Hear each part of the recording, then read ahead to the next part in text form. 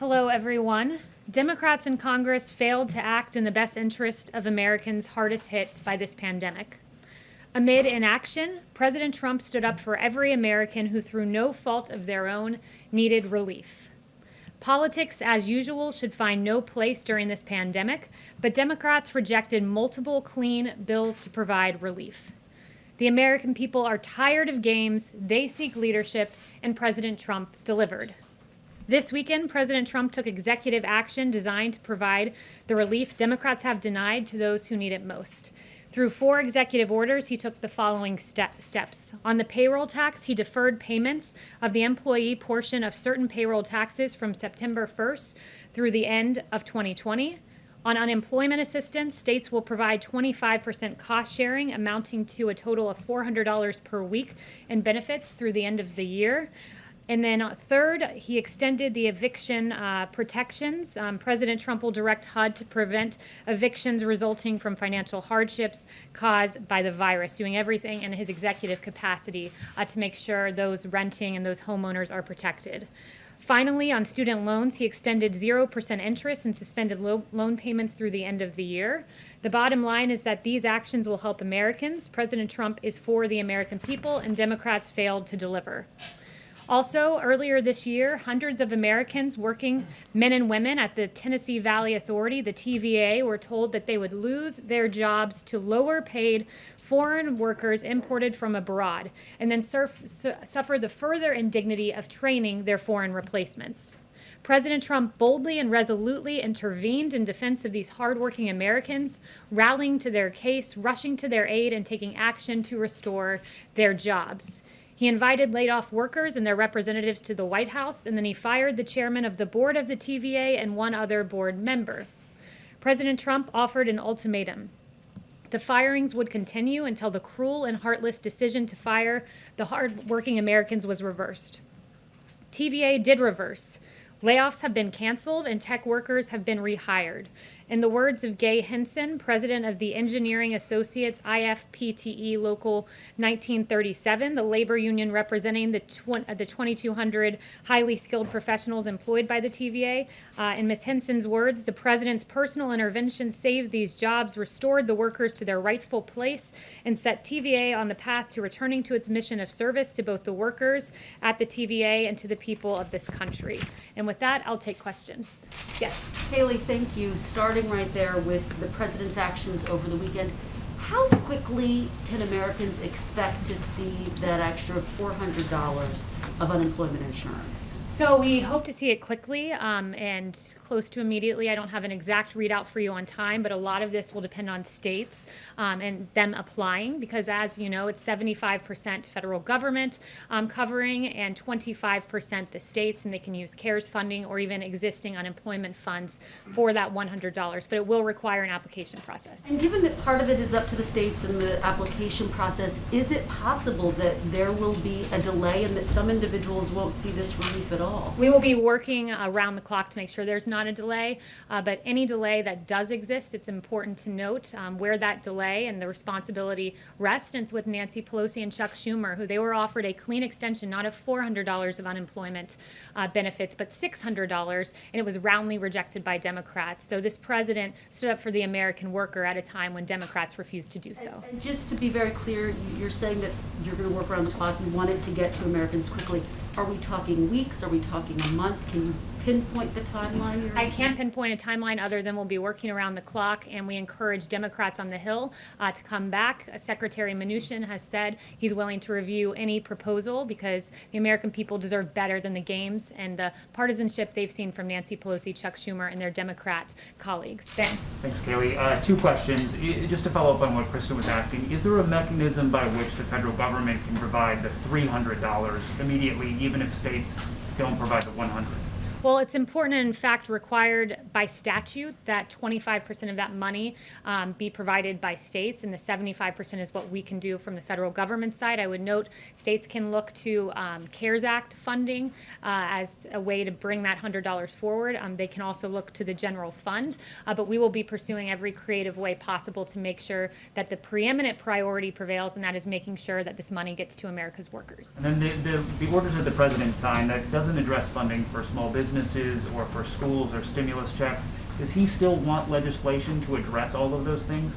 And is he willing to negotiate with Democrats? He absolutely would love to see both of those things. School funding is very important, and he's been for second round of direct payments.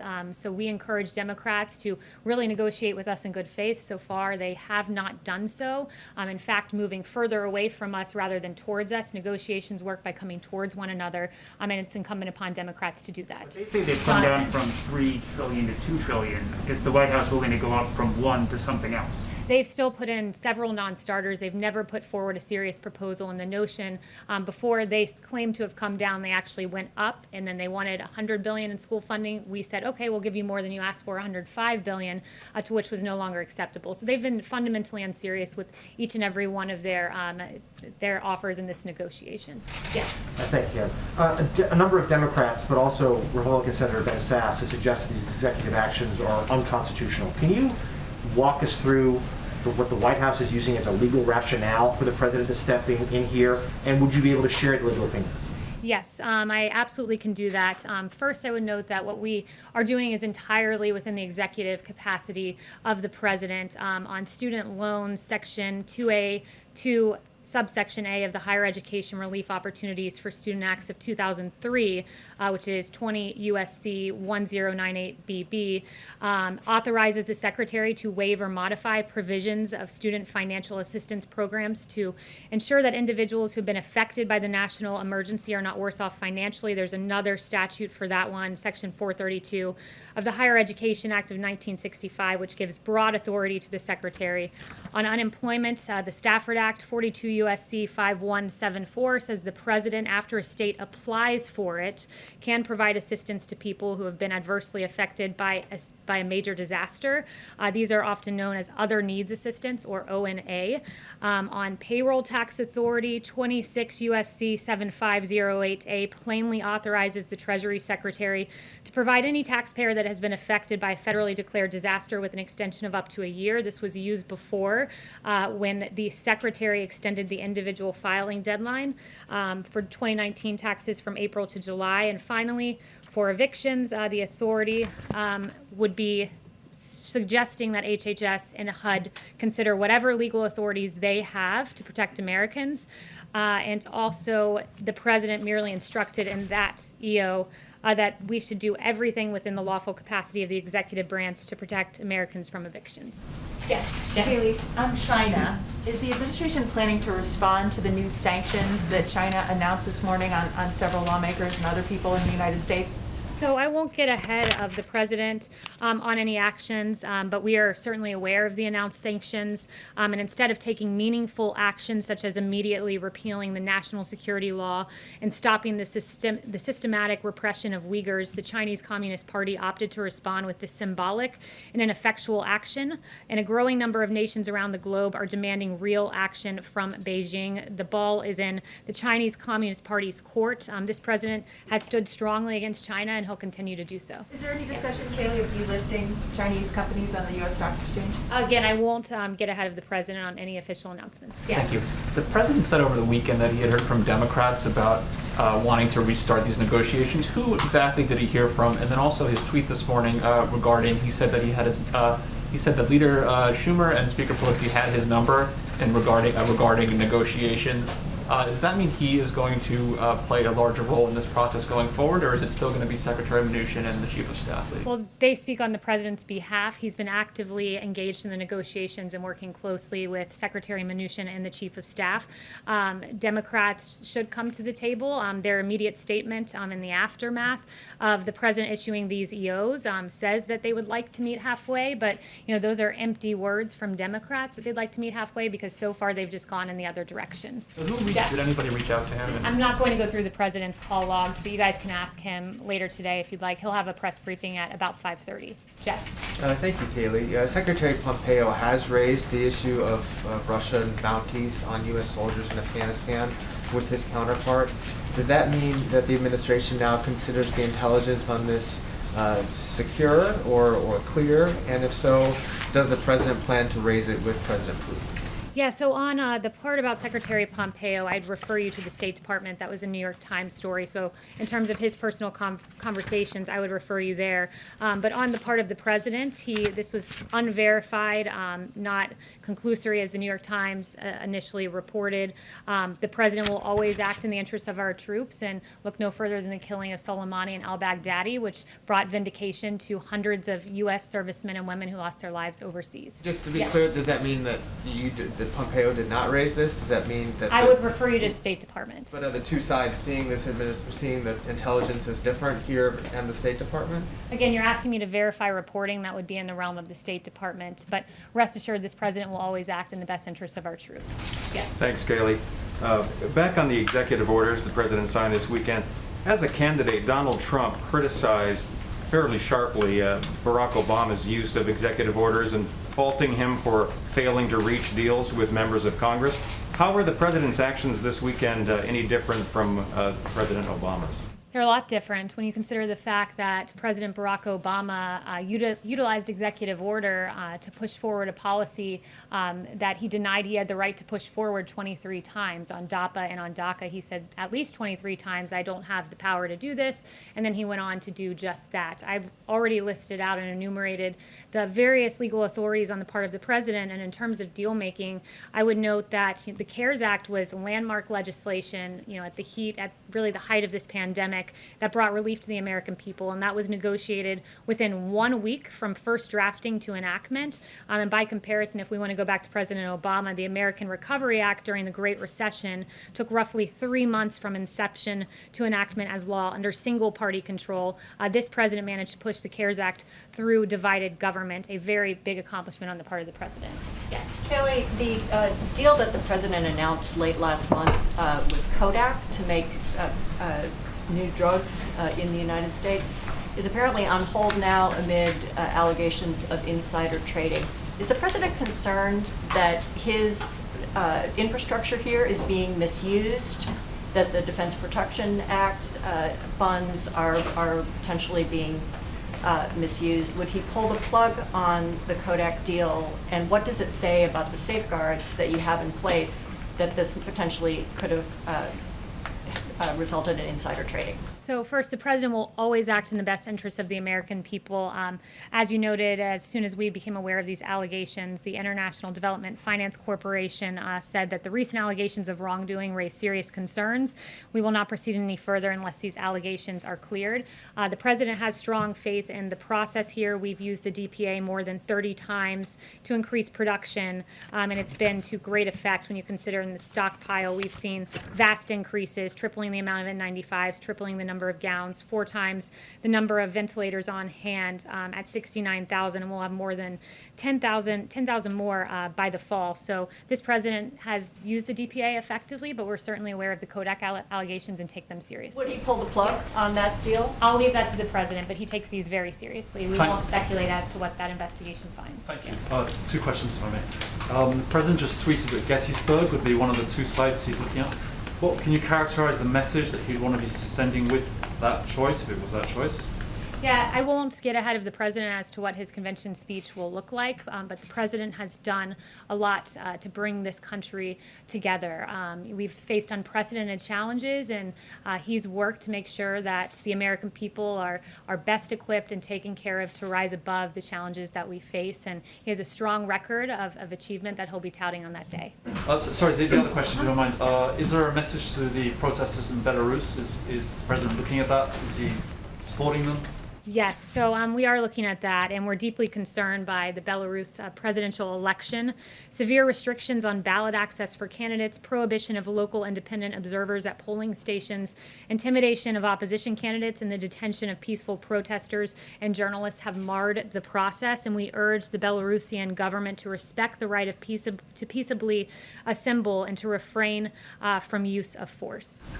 Yes. Thanks, Kayleigh. Is the president willing to provide some aid for states and local governments, given that the administration is asking states to pay for a quarter of the National Guard assistance and now a quarter of the unemployment benefits? Yeah, the president's always been clear here that, he wants to support state and local governments, but only for COVID-related matters, and he doesn't want to bail out blue states that had structural problems long before this. So that's where his priorities lie.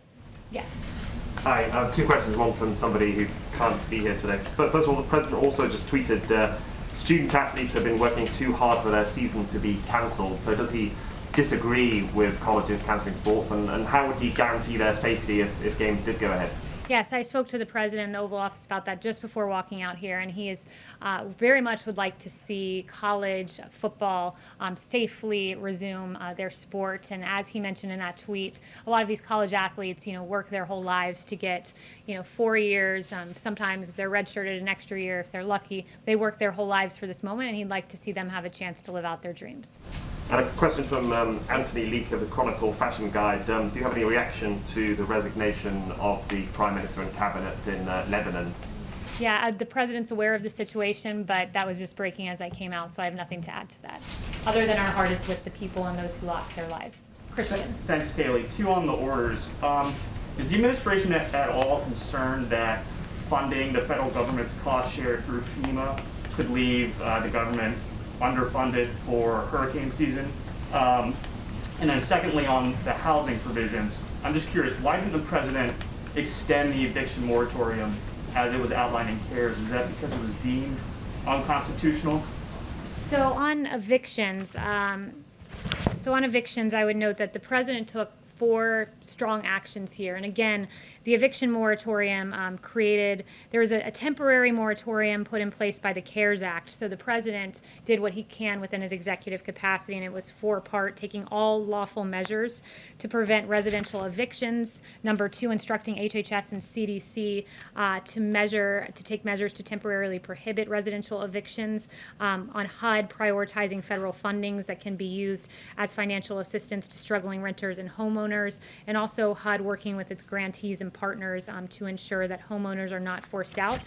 And with regard to HHS, as they explore their executive authority here, 42 U.S.C. 264A authorizes the Surgeon General in consultation with the Secretary to make and enforce such regulations as is in his judgment that are necessary to prevent the introduction, transmission, or spread of communicable diseases. So it will be within HHS's purview to determine whether COVID meets those standards, and it could go a long way in helping Americans who face eviction. And your second question? It was about FEMA. Is there a concern that, pulling from the disaster funds could leave them underprepared for the rest of, the worst part of hurricane season coming?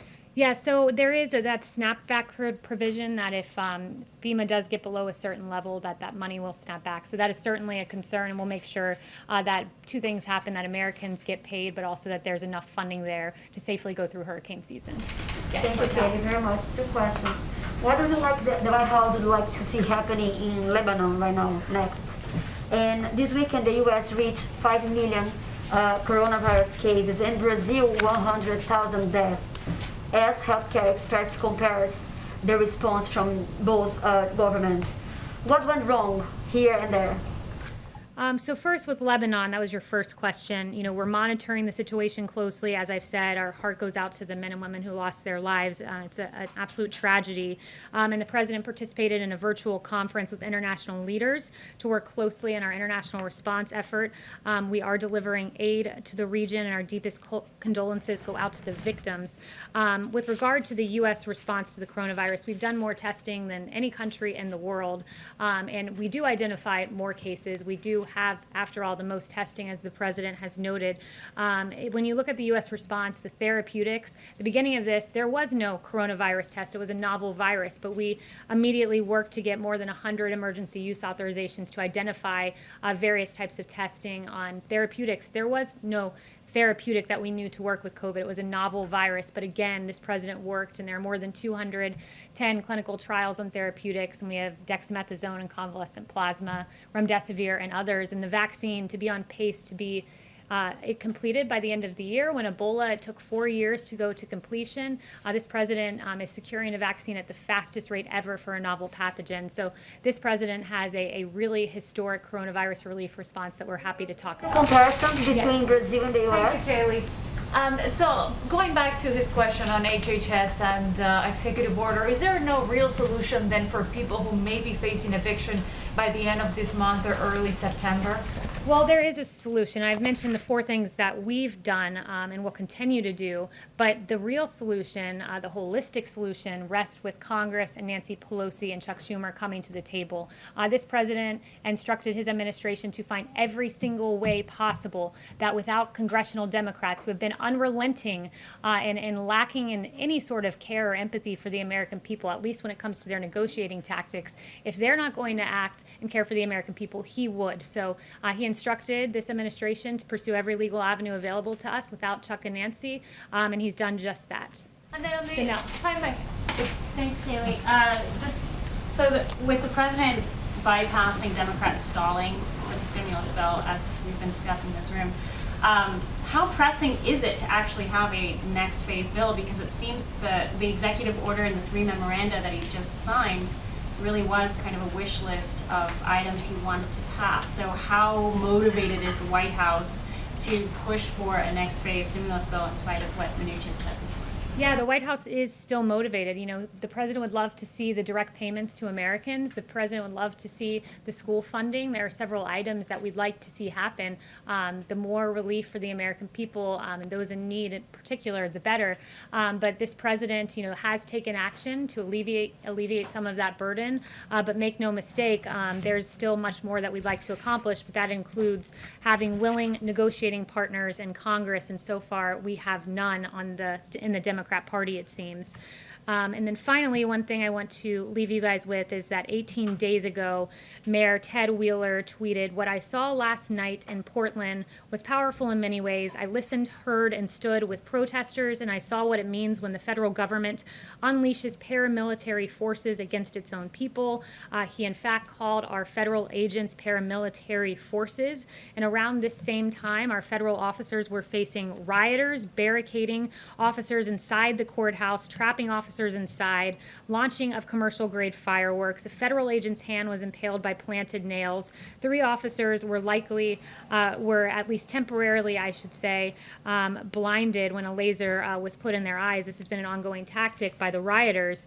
That was 18 days ago when Mayor Wheeler stood with the rioters and against the, quote, paramilitary forces. But just 4 days ago, it appears Mayor Wheeler had a change of heart as local officers took over the situation in Portland, and he now, I guess this is what he believes now, quote, "When you commit arson with an accelerant in an attempt to burn down a building that is occupied by people who you have intentionally trapped inside, you are not demonstrating, you are attempting to commit murder." He could not be more right about that. It is a drastic change. It took him 73 days, I suppose, to come up with that realization. And what we're seeing in Portland with 6 nights in a row, riots being declared. On Wednesday, you had some of these rioters shining lasers in officers' eyes, disable security cameras, broke windows, used boards to barricade the doors, and start a fire with 20 sworn officers and civilian employees inside. This is unacceptable, and it is encouraging to see that the liberal mayor of Portland finally seems to realize that. Thank you, everyone.